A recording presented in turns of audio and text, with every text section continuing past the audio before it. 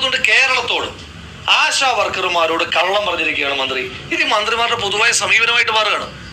അത് ഏത് മന്ത്രി ആയിക്കോട്ടെ, മന്ത്രിമാരുടെ പൊതുവായ സമീപനമായിട്ട് മാറുകയാണ്. മറ്റൊരു മന്ത്രി ശ്രീമതി വീണ ജോർജ്, ആരോഗ്യവകുപ്പ് മന്ത്രി, നിങ്ങൾ മാധ്യമങ്ങളോട് മാതൃഭൂമിയുടെ ഒരു പ്രത്യേകമായിട്ടുള്ള ഇന്റർവ്യൂ തന്നെ ഉണ്ടായിരുന്നു, ഞാനത് കണ്ടിരുന്നു.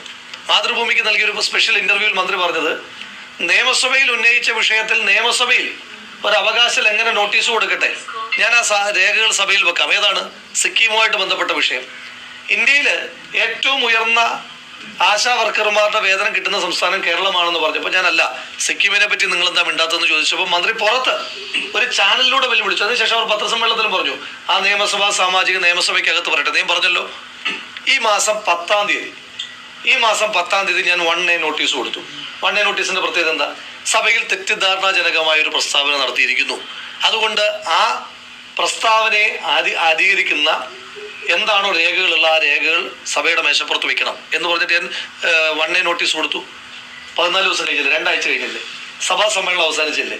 എന്തുകൊണ്ടാണ് മന്ത്രിക്ക് സിക്കിമിൽ 6000 രൂപ മാത്രമേ കൊടുക്കുന്നുള്ളൂ എന്ന് ആധികാരികമായി പറഞ്ഞ കള്ളത്തിന്റെ ആധികാരികമായ ഡോക്യുമെന്റ് സഭയിൽ വെക്കാൻ കഴിയാഞ്ഞതുകൊണ്ടാണ്. ഓഫീസിൽ അന്വേഷിച്ചപ്പോൾ പറഞ്ഞത് തയ്യാറായിട്ടില്ല എന്നാണ്. അപ്പൊ മന്ത്രി എന്റെ കയ്യിലുണ്ട് എന്ന് പറയുന്ന ഡോക്യുമെന്റ് സഭയുടെ ടേബിളിൽ വെക്കാൻ എത്ര സമയം വേണം? അപ്പൊ പച്ചക്കള്ളം. ഇപ്പൊ സിക്കിമിലാണോ ഏറ്റവും കൂടുതൽ പണം, കേരളത്തിലാണോ ഏറ്റവും കൂടുതൽ പണം എന്നുള്ളതല്ല ഇവിടുത്തെ വിഷയം. ഇവിടുത്തെ അടിസ്ഥാനപരമായ വിഷയം കേരളത്തിലെ 7000 പോരാ എന്നുള്ളതാണ്. എങ്കിൽ പോലും കേരളത്തിലെ 7000-ത്തെ സാധൂകരിക്കുവാൻ വേണ്ടി ഈ സമരത്തെ നിർജീവപ്പെടുത്തുവാൻ വേണ്ടിയിട്ട് മന്ത്രി ഉപയോഗിച്ചൊരു സ്റ്റേറ്റ് ആയിരുന്നു സിക്കിം.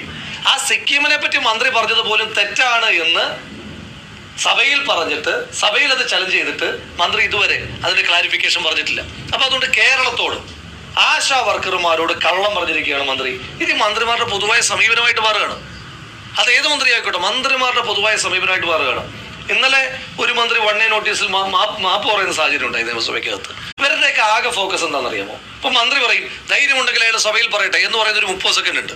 ആ 30 സെക്കൻഡിനെ റീൽസാക്കി കട്ട് ചെയ്ത് കള്ളം റീൽസാക്കി പ്രചരിപ്പിക്കാൻ വേണ്ടിയിട്ട് ഓരോ സ്റ്റേറ്റ്മെന്റുകൾ നടത്തുന്നതല്ല യാതൊരു വിധമായ ഉത്തരവാദിത്വ ബോധവും ഇല്ലാതെ മന്ത്രിമാർ ഇടപെടുന്നതിന്റെ ഉദാഹരണമാണ് ഈ ദിവസങ്ങളിൽ സഭയിൽ കണ്ടത്. ജനം ഇത് തിരിച്ചറിയുന്നുണ്ട്, ഇതിന് മറുപടി പറയും. അതുപോലെ എൻ്റെ അമ്മയുടെ പ്രായമുള്ള ആളും ഞാൻ അവരുടെ മകന്റെ പ്രായമുള്ള ആളുമാണ്.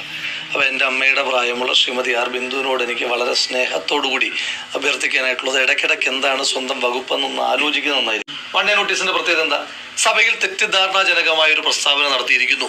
അതുകൊണ്ട് ആ പ്രസ്താവനയെ അധികരിക്കുന്ന എന്താണോ രേഖകളുള്ള ആ രേഖകൾ സഭയുടെ മേശപ്പുറത്ത് വെക്കണം എന്ന് പറഞ്ഞിട്ട് ഞാൻ 1A നോട്ടീസ് കൊടുത്തു. 14 ദിവസം കഴിഞ്ഞില്ലേ, 2 ആഴ്ച